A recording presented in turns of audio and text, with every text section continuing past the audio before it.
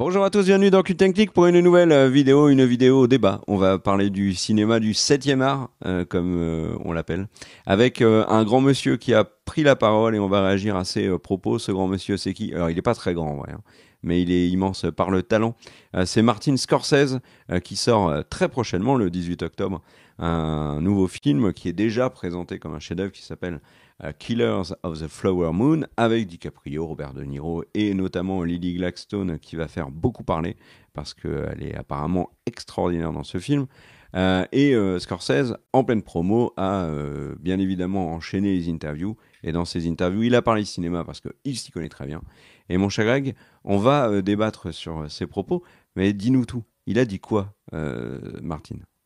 Eh ben, merci mon cher Kerr. Et du coup, j'ai très hâte de vous parler un petit peu de ça et qu'on puisse un peu débattre, Kerr et moi, sur les réactions et sur les remarques de Martin Scorsese. Et du coup, eh bien, Martin Scorsese, vous vous souvenez, il avait dit les films de super-héros, c'est des amusement parks, c'est des grands 8, est-ce que c'est vraiment du cinéma? Et ben là, il a remis une couche. Et je trouve que c'est assez intéressant ce qu'il a dit. Du coup, je voudrais un peu vous lire ce qu'il a dit lors d'une interview. Il a dit que le cinéma, comme il l'avait connu au début de sa carrière, n'existait plus, qu'il était fini. Et il dit, donc je cite, je pense que le contenu fabriqué, que tout le contenu fabriqué qu'on voit actuellement n'est plus vraiment du cinéma. C'est presque comme si l'IA faisait des films. Et cela ne veut pas dire qu'il n'y a pas de réalisateurs et d'effets spéciaux incroyables et qui réalisent de belles œuvres d'art. Mais qu'est-ce que ça veut dire? Que font des films? Que font ces films? Qu'est-ce qu'ils vont apporter, mis à part une sorte de consommation de quelque chose, puis son élimination de l'esprit instantané et de votre corps tout entier, vous savez, alors qu'est-ce que ça te donne? Et du coup, après, lors de l'interview, ce qu'il explique, c'est que pour lui, les studios maintenant ne veulent plus valider, ne veulent plus financer ce qui va être une création artistique. Alors, et particulièrement le terme qu'il utilise et que je trouve assez parlant, il dit ils ne vont plus financer une voix, donc c'est-à-dire un réalisateur qui veut passer un message. Et en fait, je réfléchissais et je me suis dit que c'est très très important en fait ce qu'il est en train d'expliquer je vais essayer de vous expliquer ce que moi j'ai compris. En gros, le cinéma, depuis le début de l'histoire du cinéma, je vais mettre un peu les films de commande qu'il y a eu depuis la création du cinéma. Le truc, c'est que le cinéma, en grande partie, c'est des gens qui viennent vous raconter des histoires. C'est un réalisateur qui veut vous raconter une morale, quelque chose qu'il a retenu, quelque chose qui lui tenait à cœur et dont il a voulu vous faire part pour vous faire vivre des émotions. Et en fait, ce que dit Martin Scorsese là, et ce que je trouve assez intéressant, c'est que son propos, c'est de dire que en fait, ce cinéma-là est en train de mourir puisque les studios ne veulent plus financer un réalisateur qui veut faire quelque chose de sa vision, qui veut raconter son histoire, qui veut raconter un scénario qui lui a plu ou qu'il a écrit. Ils veulent financer le nouveau film de commande sur le principe des super-héros, sur le principe de la licence Transformers, etc. etc. Et du coup, ce changement de dynamique fait que, en gros, les studios, les réalisateurs qui ont des histoires à nous raconter ne vont plus les avoir. Nous, on va voir juste une succession, un agglomérat de plein de personnes extrêmement talentueuses qui vont savoir faire des très belles images, qui vont faire des images qui s'enchaînent très bien, mais plus des personnes qui sont là pour nous raconter une histoire. Quelle est l'histoire, par exemple, que racontait Ant-Man 3 ? Quel était le propos qui était amené dans le film et quelle était la morale du film? Je pense qu'il n'y en a pas. Il n'y a pas de morale. Il y a pas une... Le film n'avait que pour ambition de nous raconter une succession de scènes marquantes. Et, Oh, t'es dur. T'es dur en anglais sur Ant-Man. Il y avait une morale qui était méfiez-vous des fourmis. Même si vous êtes King Kong, méfiez-vous des fourmis. et du coup, le truc, c'est qu'au final, cette impression là va changer en fait notre relation au cinéma. C'est-à-dire que c'est vrai que moi, les films que j'ai regardés tout au long de ma très longue vie, on en parlait au début, c'est des films qui m'ont marqué, qui m'ont parlé. Moi, j'ai vraiment la sensation que j'ai aussi beaucoup été éduqué par des films. Et si en fait ces films ne sont plus là pour nous apprendre, pour échanger en fait, et qui sont juste là pour nous en mettre plein les mirettes pendant quelques instants. Si ça devient pas quelque chose, un film de commande qui a une fois de temps en temps, si ça devient la norme et ça devient la quasi-exclusivité de tout ce qu'on regarde, c'est effectivement vrai que du coup, notre relation au cinéma va changer. Et en fait, ce qui me paraît intéressant, et après, il disait que maintenant, à l'heure actuelle, les réalisateurs qui ont des choses à raconter, les films qui ont des choses à raconter, vont être cantonnés à la catégorie indie et donc, être légués à des choses qui sont des tout petits budgets, donc des histoires très peu ambitieuses. Il y a beaucoup des films de Scorsese qui sont des histoires qui peuvent être parfois intimistes, mais qui avaient besoin de budget pour qu'il y ait les scènes qui soient marquantes et qu'il y ait un grand acteur qui soit financé. Là, ces films-là ne pourraient plus exister aujourd'hui. Qu'est-ce que tu en penses, toi, de ça, mon cher K? Alors, j'en pense déjà qu'il y a des contre-exemples très récents. Barbie est un film qui a très clairement un message à faire passer. Je pense qu'Oppenheimer aussi, avec Nolan, des retours qu'on en a. Moi, je l'ai pas encore vu. Et puis il y a d'autres films, tu vois, qui ont encore cette capacité à pouvoir transmettre des messages. Et puis on voit aussi, là, il est alarmiste, mais les grands noms et les grands cinéastes tournent encore. On a un Fincher qui sort bientôt. On a eu un Spielberg très personnel, The Fabelmans, qui est sorti il y a quelques mois. C'est pas impossible. Après, je le rejoins, c'est un risque. Ceci dit, non, j'aimais bien la construction d'avant qui était les blockbusters aident à financer les petits films des créateurs comme Scorsese, ou des petits films pendus par des géants, hein, bien sûr. Mais ça, il faudrait que le système perdure. Il faudrait quand même que si on se farcit des blockbusters qui n'ont dans les faits pas grand intérêt, il faut que derrière on ait la chance de voir des films de qualité pendus par des grands réalisateurs parce que là, il y a eu la manne financière pour permettre d'avoir le budget. Donc voilà, mais après, notons que Scorsese sort un film bientôt avec DiCaprio et que les critiques sont dithyrambiques, hein. Ça parle de chef-d'œuvre. Et là, on est sur une fin d'année où il risque d'y avoir quelques très grands films quand même. Voilà, Juste pour réagir par rapport à ce que tu dis, alors tu as entièrement raison et c'est très important de signaler l'événement, le miracle qu'est le Barbenheimer. Mais c'est vrai que c'est les films qui font les Oscars, les films qui étaient Les 12 hommes en colère, tous ces films qui sont des budgets moyens ont quasiment disparu d'Hollywood. Les grands réalisateurs que tu cites, Nolan, Fincher, etc., combien sont des nouveaux réalisateurs importants? Combien sont des réalisateurs qui ont fait 4-5 films alors qu'ils sont dans les 10 dernières années et qui sont devenus des réalisateurs qui peuvent porter le budget d'un Nolan? Villeneuve. Cette prise de risque-là est extrêmement rare. Tu vois, par exemple, le Joker a été permis parce que le réalisateur avait fait des films qui n'avaient aucun rapport, qui étaient du coup les Hangover, et que les Hangover étaient des gros succès, et ça a permis du coup à Todd Phillips, si je ne me trompe pas sur son nom, pas à financer, mais à avoir la validation de Warner pour faire un film qui était différent. Et encore, c'est un film de licence de super-héros. Et il y a vraiment cette disparition que nous décrit beaucoup de personnes à Hollywood qui est présente. Et il faut voir ça des deux côtés. C'est-à-dire que les gros films sont moins des films sur lesquels un Gravity va moins donner à Alfonso Cuarón le budget pour aller faire un Gravity avec tous les effets spéciaux que ça nécessite pour être en salle. Et en plus avec George Clooney et en plus avec Sandra Bullock qui vont coûter eux-mêmes du brousouf. Et à côté de ça, ce qu'il dit sur les films à petit budget, il y a qu'à voir. Jordan Peele essaye de rester sur des budgets à 5 millions de dollars parce que les acteurs en fait, les syndicats américains acceptent que les techniciens aient des cachets qui soient moins chers sous la barre des 5 millions de dollars. Les volumes horaires, ils acceptent qu'il y ait des heures supplémentaires qui soient faites moins chères. Et du coup, ça permet d'avoir vraiment un ensemble d'économies.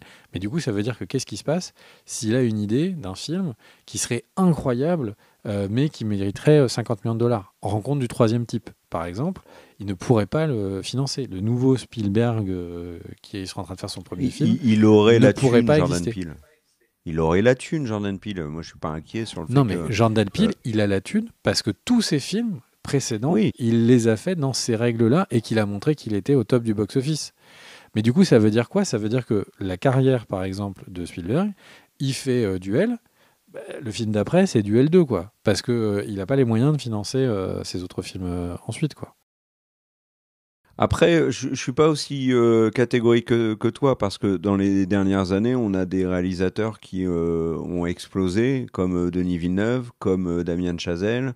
T'as cité Jordan Peele. Tu vois, par exemple, Damien Chazelle, son dernier film, Babylone, c'est l'opposé de ce que Hollywood recherche actuellement. C'est un film qui est long, où il y a des produits illicites, il y a des sujets très matures, il y a du cul, il y a des gros acteurs qui prennent plein de risques. Le film est très difficile à vendre, très difficile à mettre en salle. Et pourtant, il a pu avoir le budget, il a pu le faire. Donc, je pense que dans la globalité, il a raison.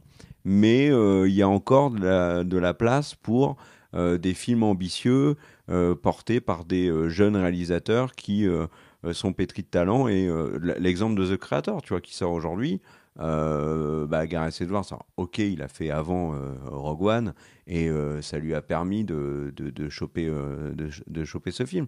Mais on aurait pu lui demander de se cantonner à un film bête et méchant d'une franchise, alors qu'on a bien vu qu'il y a beaucoup de films de science-fiction dans le style de The Creator, on va dire, qui se sont vautrés ces dernières années.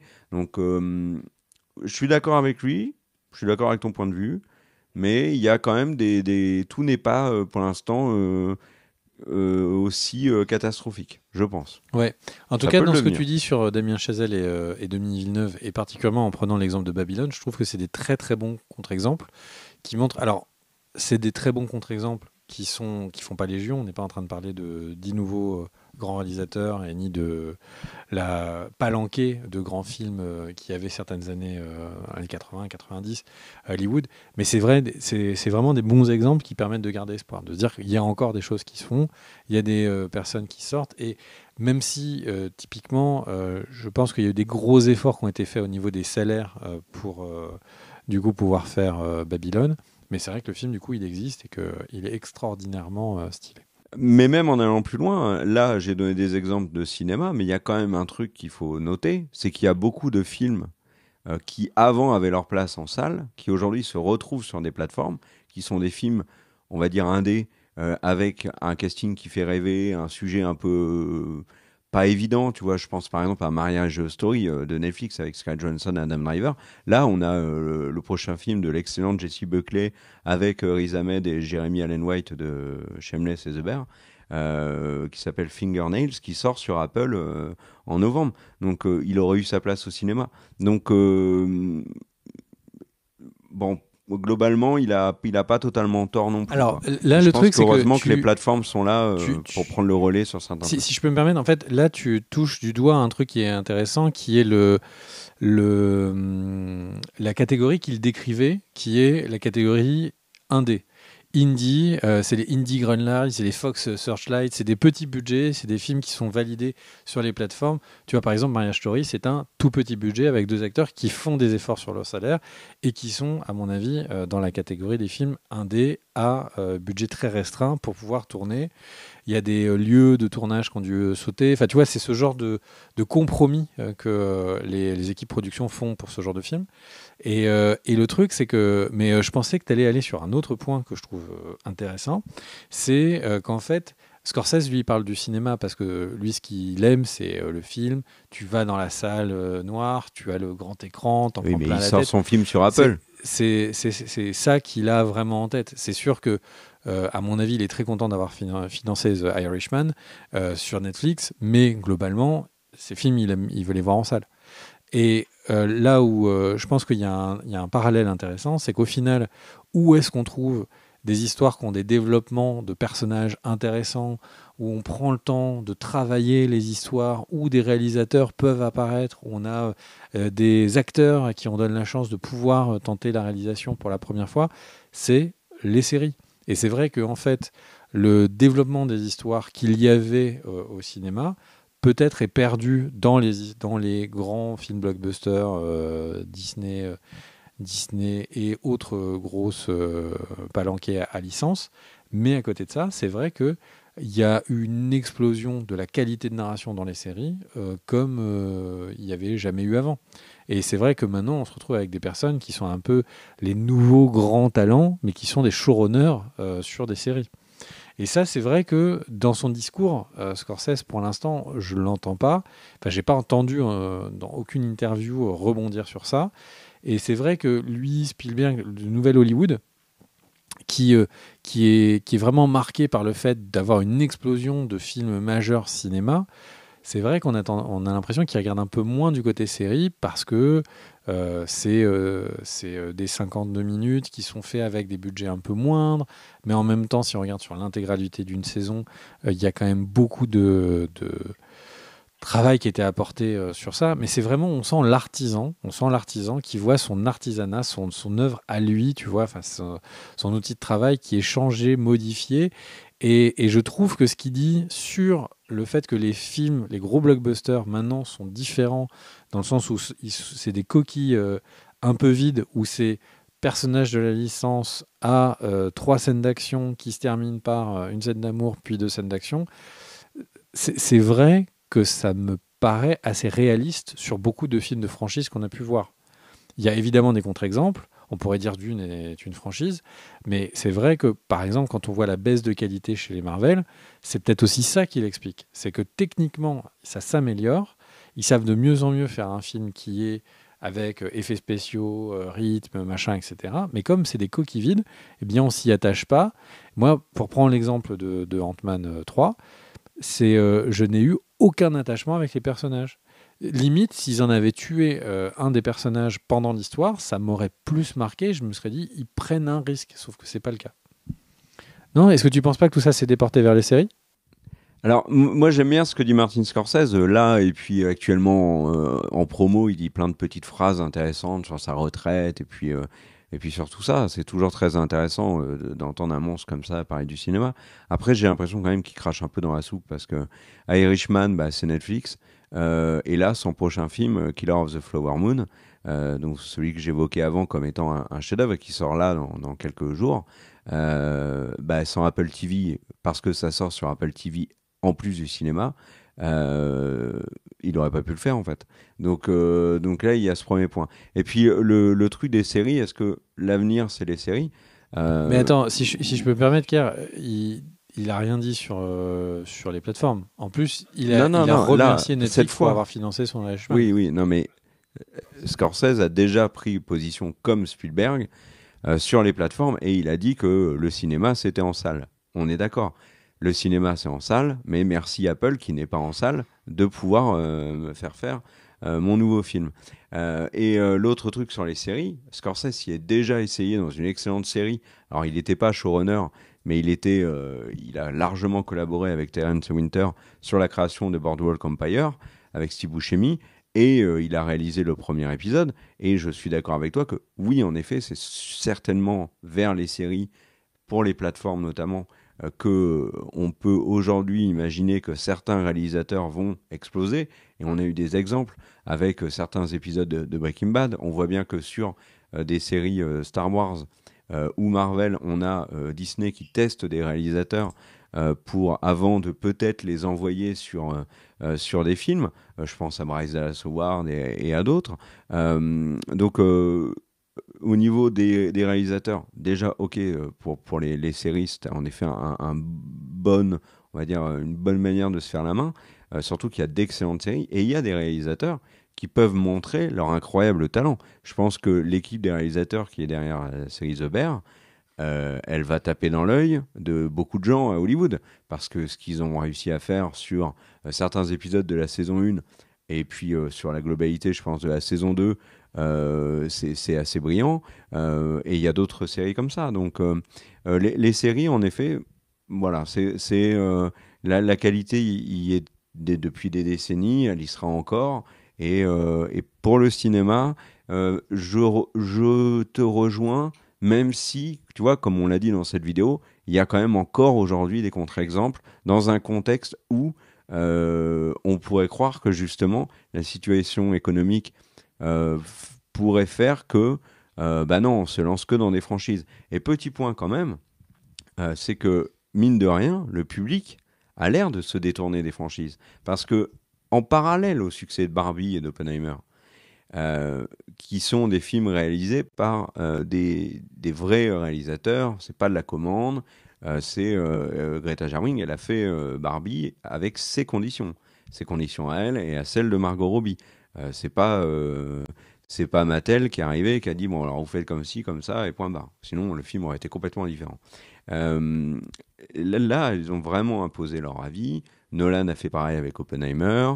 Nolan a réussi à imposer un film de 3 heures alors qu'on sait que les studios et les multiplex préfèrent des films plus courts, coucou Justice League, pour pouvoir enchaîner plus de séances.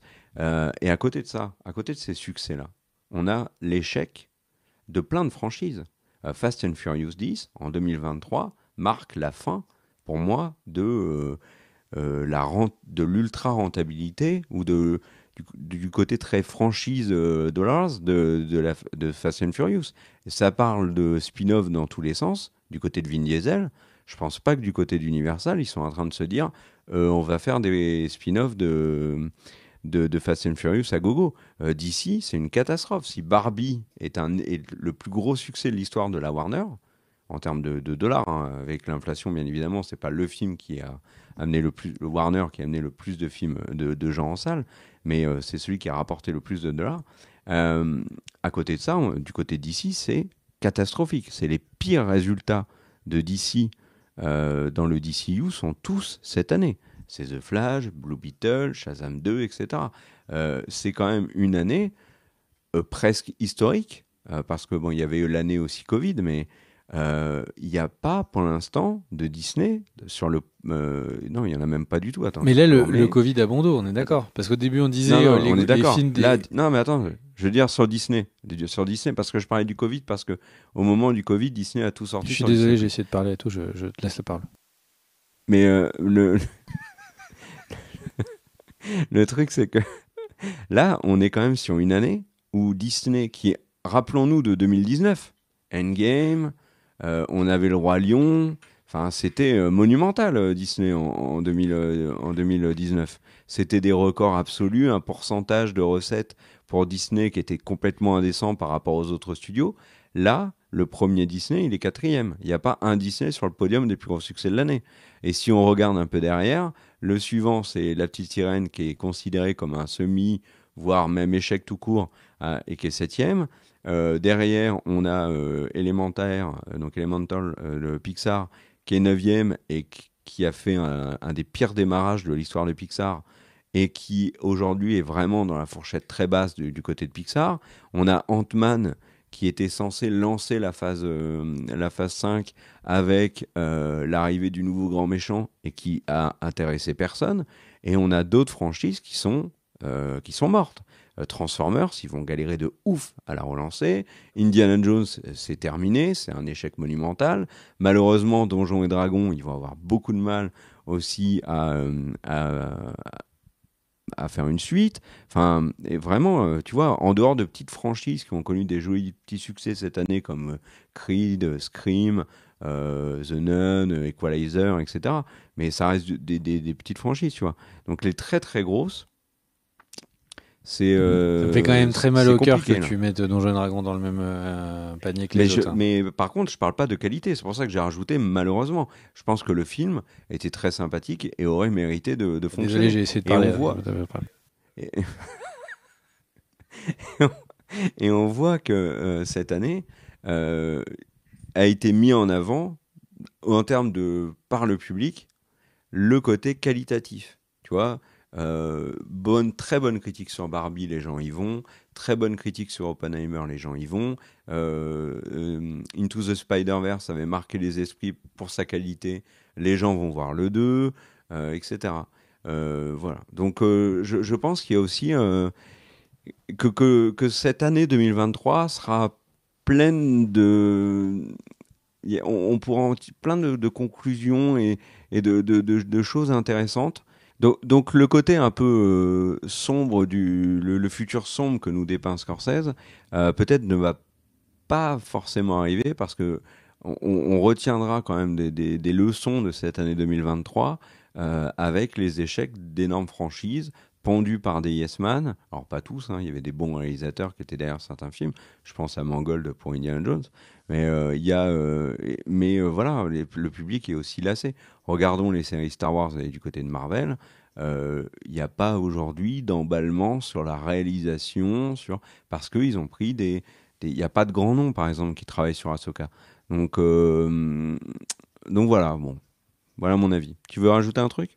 Ouais, en fait, le truc, c'est que il faut souvent écouter quand même les vieux. Je dis pas ça parce que je suis moi-même maintenant très très âgé. Mais le truc, c'est que il faut quand même écouter les personnes de l'industrie. Et quand on voit les Hollywood Reporter Roundtable, donc qui sont des podcasts avec tous les acteurs qui ont marqué l'année, une autre avec tous les producteurs qui ont marqué l'année, une autre réalisateur, le discours est le même. Ils galèrent énormément à faire valider leur projet passion. Et si tu te dis que tous les grands réalisateurs galèrent et qu'ils arrivent qu'au bout de plusieurs années, dans certaines conditions, en acceptant que le casting soit changé et tout, et que, en fait, il y a cette force d'un côté, de l'autre, il n'y a jamais eu autant de production. On a fêté les records de tournage à Paris, à New York. Enfin, vraiment, il n'y a jamais eu autant de production. Mais c'est vrai que si autant de personnes dans l'industrie alertent sur le fait que c'est en train de le modèle, l'ancien modèle se casse la gueule, ça veut sans doute dire que puisque les projets mettent 4-5 ans à être en développement pour les plus longs et 2-3 ans pour les projets plus rapides, plus courts, ça veut dire que là, il va falloir s'attendre sans doute à une accélération de projets un petit peu, tu vois, un petit peu très déjà vu, déjà fait, et des films à 5 millions avec de plus en plus de grands noms qui apparaissent. Le truc, c'est que effectivement, moi je retiens quand même de ce que tu as dit quand je commençais à regarder l'interview de Scorsese. C'est vrai que je me suis dit, mais en fait, il a raison sur les blockbusters et tout. Mais je trouve que c'est bien ce que tu as dit sur aussi ce qu'il faut voir, les noms qui sont apparus. Il y a des nouveaux réalisateurs qui apparaissent, des nouveaux grands réalisateurs qui apparaissent. Et c'est vrai que dans le lot, dans ce flux continu de nouveaux projets, de nouveaux films, de nouvelles séries, c'est vrai que dans le tas, on a aussi une relève et une relève intéressante. Donc ouais, il y a un peu des deux. Je suis un peu plus nuancé maintenant à la fin de cette vidéo que je l'étais au début, mais je pense que ce qu'il dit sur la fabrication des blockbusters, elle est très vraie pour le coup, et j'y vois peu de nuances. Sauf dans le cas de Donjons et Dragons, qui est un projet très passion de l'équipe qui le produit, quoi. Voilà. Et j'aimerais rajouter 2 trucs parce qu'on parlait des séries qui pourraient être l'endroit où les grands réalisateurs privés, par exemple, de budget pourraient se ressourcer et puis faire exprimer leur art. Mais prenons l'exemple de Fincher. Il va sur Mindhunter, la série est adulée par tout le monde et il l'arrête parce qu'il a plus le temps de continuer. Et tout le monde est orphelin. Ça, c'est le premier truc. Et un autre truc que j'ai trouvé très intéressant ces dernières années, les cas ne sont pas extrêmement nombreux, mais on a les studios, les très gros studios, qui vont aller confier des très gros films à des réalisateurs qui explosent, et qui explosent par leur talent. Il y a bien évidemment Denis Villeneuve pour Dune, mais moi, l'exemple que je trouve le plus dingue, c'est Chloé Zhao pour Eternals. Chloé Zhao, elle a réussi à mettre sa touche vraiment dans la réalisation d'Eternals. Alors il y en a qui vont pas l'aimer, qui vont l'aimer, ok, très bien. Mais il y a quand même une touche Chloé Zhao. Et ça, c'est vraiment chouette. Et peut-être que c'est aussi quelque chose qui peut être intéressant et à creuser pour les grands réalisateurs. Qu'est-ce qui empêche un Spielberg de faire un film du MCU ? Qu'est-ce qui empêche, alors Scorsese peut-être pas, mais qu'est-ce qui va empêcher David Fincher à pondre un très très gros film d'une très grosse franchise ? Alors bon, David Fincher en a fait des franchises Alien, etc. Mais là, tu vois, enfin, il pourrait y aller et ça serait intéressant. Donc voilà. Donc c'est quelque chose d'intéressant. On pourrait imaginer que des grands réalisateurs, par exemple, puissent aller sur une grosse franchise et y apporter leur talent et du coup un nouvel élan à certaines franchises. Derrière, un peu comme l'exemple parfait, c'est Nolan. Nolan, il a fait les Batman. Entre les deux, il faisait le film qu'il voulait. il s'est construit une carrière extraordinaire où entre chaque Batman, et dont certains magiques, magiques comme The Dark Knight, eh ben, il a réussi à te pondre du Inception, du Interstellar et compagnie, le Prestige. C'est un très bon exemple. Donc je pense que les grands réalisateurs pourraient aussi foncer sur les très grosses productions, et un Spielberg sur du MCU, pourquoi pas. Bon, pas Scorsese, mais tu vois, Fincher. Fincher a déjà fait une franchise avec Alien, mais c'était il y a longtemps. Puis c'était pas la même franchise et puis la même époque. Mais c'est quelque chose qui pourrait être à creuser, parce qu'en plus, il pourrait vraiment aider ces franchises-là à sortir un peu de leur mélasse. Je pense que si on a un très grand réalisateur qui prend un gros film de DC, bah, ça va faire énormément de bien au DCU et à James Gunn, plutôt qu'un random péon qui est sorti de nulle part et qui te pond un film du DCU. Tu vois. Mais là, pour le coup, je suis pas d'accord, parce que si tu regardes, ils ont tenté le MCU sur Chloé Zhao, et derrière, elle ne va pas revenir, donc visiblement, il y a eu problème. Il y a Sam Raimi qui fait le film le plus de commandes. C'est pas dit que Chloé Zhao fasse pas Eternals 2. Hein. Attends, elle est plutôt dans les rumeurs sur Eternals 2. Pour l'instant, au moment où on enregistre, il n'y a aucun message sur elle officiel. Hein.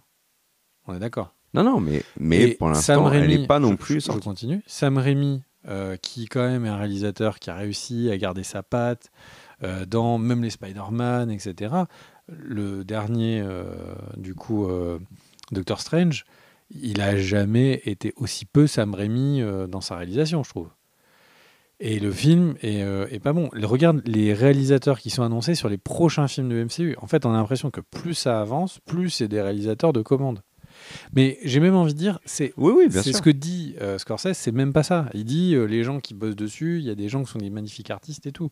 Le problème, c'est ce côté, c'est avalé, mâché par une énorme structure qui du coup dit le film il sera comme ci, il sera pas comme ça, ta vision elle est comme ci, elle est pas comme ça, il faut plaire aux garçons de tel âge à tel âge, aux filles de tel âge à tel âge, il faut plaire sur le marché chinois.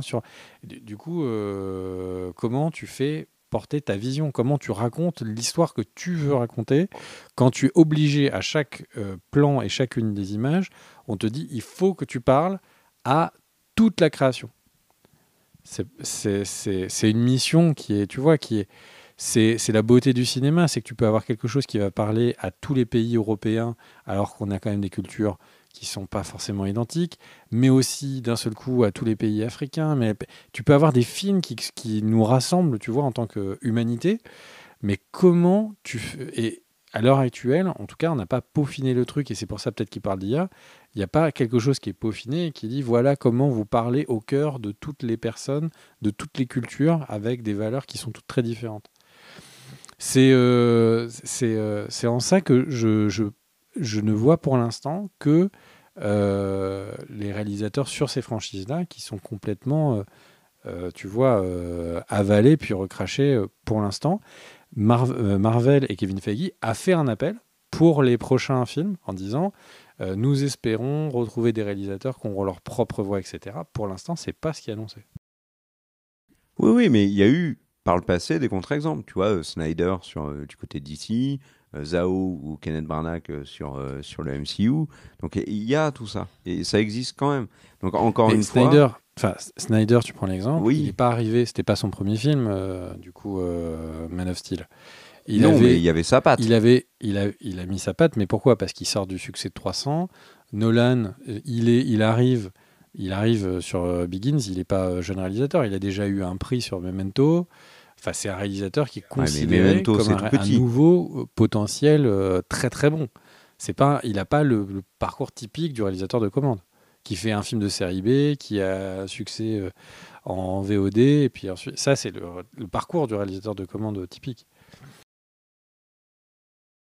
Oui, non, je suis d'accord avec toi. Après, Memento, aujourd'hui, on le voit comme un grand classique. À l'époque, il était passé assez inaperçu. Le box-office était ridicule. Il était primé. D'accord, mais il y a plein de films qui sont primés et qui permettent pas aux réalisateurs d'imposer leur patte. Et sur Begins, il y a la patte Nolan. C'est pas du tout le même Batman qu'on a eu par le passé. Et si tu compares le Begins... Tu parles de celui avec Avec quoi? Avec Schwarzenegger en tout avec, bleu? avec George Clooney. Non, mais même si tu compares juste Begins et une immense partie des films du MCU aujourd'hui, Begins, ça soit dessus. Hein. Ah, moi, il y a plein de choses dans Begins que je trouve très bien. The Dark Knight et Rises sur plein d'aspects. Alors, The Dark Knight sur tous les aspects, mais Rises sur plein d'aspects est au-dessus de Begins. Mais Begins est loin, très loin d'être mauvais. Hein. Voilà. Est-ce qu'on a fait le tour, mon cher Greg? Parce que le débat pourrait durer Eh bien, on très a fait le longtemps. tour. Merci, Voilà. mon cher Donc Kerr, et je te laisse conclure cette vidéo. Eh ben, merci à tous d'avoir regardé cette vidéo. Merci aux tipeurs pour votre soutien, sans qui on ne pourrait pas faire autant de vidéos. Si vous voulez tiper, vous pouvez, on vous remerciera. On vous souhaite à tous et à toutes une bonne fin de journée. Et surtout, n'hésitez pas à mettre dans les commentaires ce que vous avez pensé des propos de Scorsese. Est-ce que vous êtes d'accord sur l'avenir du cinéma? N'hésitez pas aussi à vous abonner. Si vous nous regardez mais vous n'êtes pas abonné, c'est dommage. Et appuyez sur la petite cloche vers le haut pour avoir la notif, pour savoir quand une nouvelle vidéo sort. On vous souhaite à tous et à toutes une bonne fin de journée. Ciao!